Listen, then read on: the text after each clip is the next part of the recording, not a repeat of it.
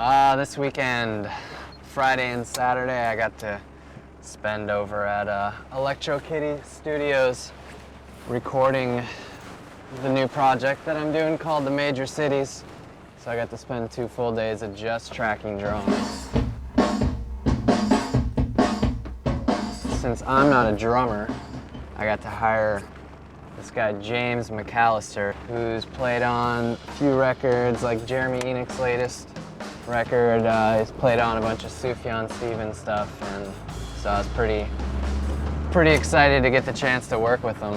Getting the drums tracked was, and doing them well, was one of the most important aspects of this EP that I'm doing.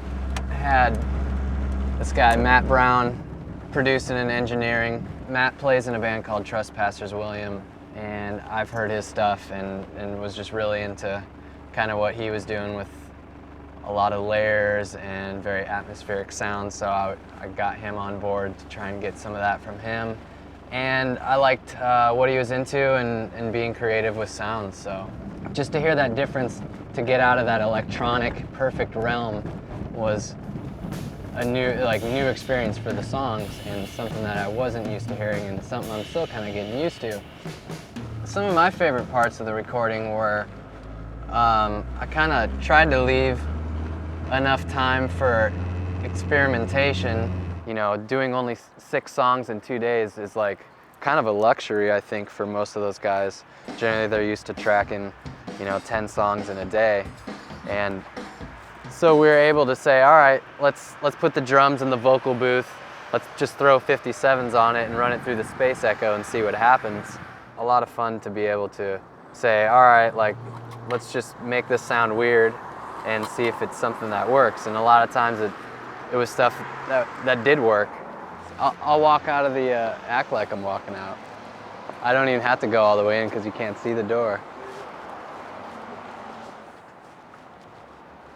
I'd say the challenge for me was trying to communicate what I was hearing in my head to James, because I would sound it out with my mouth, be like,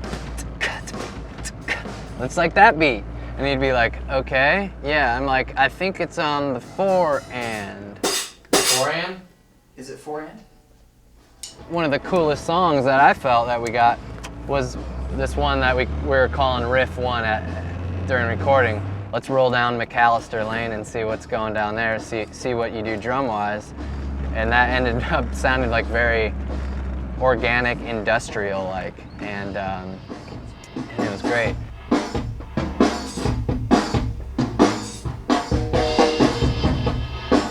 We went through the songs maybe 2 or 3 times, sometimes with different drum sounds, sometimes playing different parts. So I'm at my house in my bedroom basically trying to put those tracks together to make the complete drum take so that I can start recording the guitars, the synths, the bass, and then eventually the vocals. It's probably going to be like a month-long process for me to track all the rest of the instruments, because I work and have other things to do besides play music, unfortunately or fortunately.